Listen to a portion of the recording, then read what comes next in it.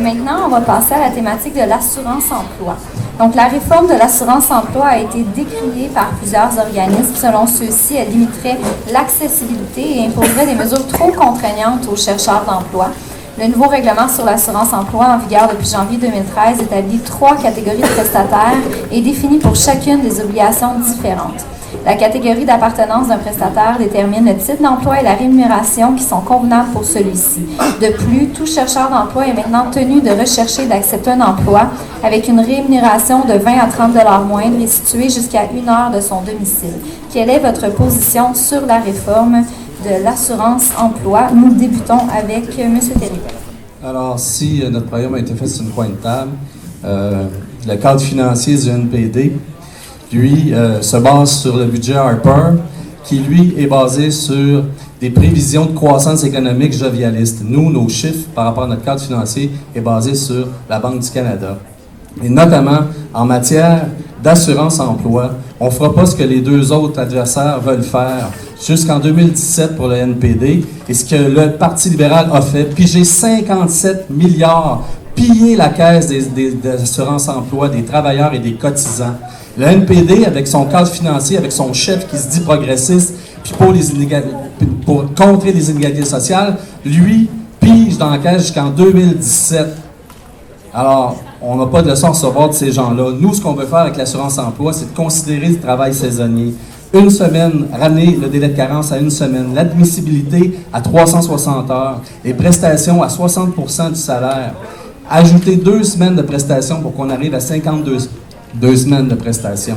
Alors, c'est pas vrai que le NPD joue du violon. C'est vrai qu'il joue du violon aux travailleurs, mais s'il est sérieux un peu, il va nous dire pourquoi il a accepté de prendre une position pour le déficit zéro dès la première année. Pourquoi, quand tu es progressiste, que tu veux atteindre le déficit zéro maintenant, alors que tous les économistes disent qu'il faut relancer l'économie, et pourquoi on pige dans la caisse des travailleurs? Merci, M. Toin. Alors voilà, en fait, la réforme de l'assurance-emploi, ce qui se passe, c'est qu'elle est à refaire, en fait. Nous, on veut revoir de fond en comble cette assurance-emploi-là, en fait, pour renforcer notre économie. Ce qu'on veut faire, d'abord, on va réduire de 2 semaines à 1 semaine le délai de carence. On va aussi mettre fin à la pénalité de 910 heures pour les nouveaux travailleurs ou ceux qui retournent sur le marché du travail. On veut aussi augmenter l'investissement dans la formation professionnelle par le biais de l'augmentation annuelle de 500 millions du financement des ententes sur le développement des marchés du travail conclus avec les provinces. On va aussi rendre le congé parental de l'assurance-emploi plus flexible et malléable. Donc, on va donner les choix aux parents s'ils préfèrent prendre des blocs en partie pendant les 18 premiers mois ou recevoir moins et le prendre tout le long des 18 premiers mois. On va introduire aussi des prestations de compassion de l'assurance-emploi plus flexibles et plus accessibles. Donc, 6 mois de prestations sont offerts à un aidant qui prend soin non seulement d'un mourant, mais quelqu'un de sa famille, un être cher qui est gravement malade. On va aussi annuler les changements des conservateurs de 2012 qui contraignent les travailleurs sans emploi à s'éloigner de leur famille et accepter des emplois moins bien rémunérés. On va aussi réduire les cotisations de 1,88 $ à 1,65 $, ce qui allégera les charges de l'employeur et des employés. Et toutes ces améliorations-là entreront en vigueur à partir de 2017. Merci. Et enfin, M. Leclerc.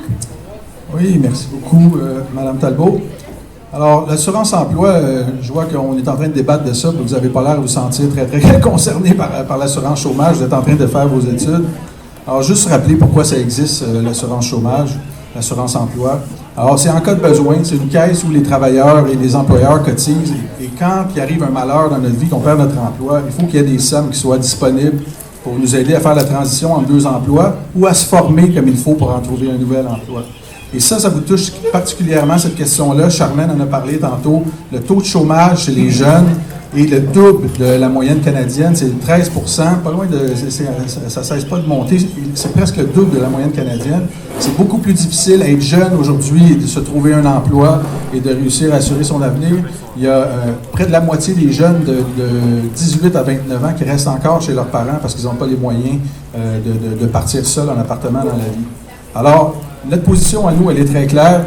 On veut changer un cycle. Les libéraux ont pigé 50 quelques milliards dans la caisse pour équilibrer les budgets dans le passé. Le Bloc québécois n'aura jamais les moyens de changer quoi que ce soit à l'assurance chômage parce qu'ils sont condamnés à l'opposition. Nous, ce qu'on veut faire, c'est décloisonner la caisse, faire en sorte que 100% des sommes soient allouées aux travailleurs pour leur transition en 2 emplois ou à les former pour qu'ils trouvent des emplois de qualité, et plus particulièrement les jeunes. Merci.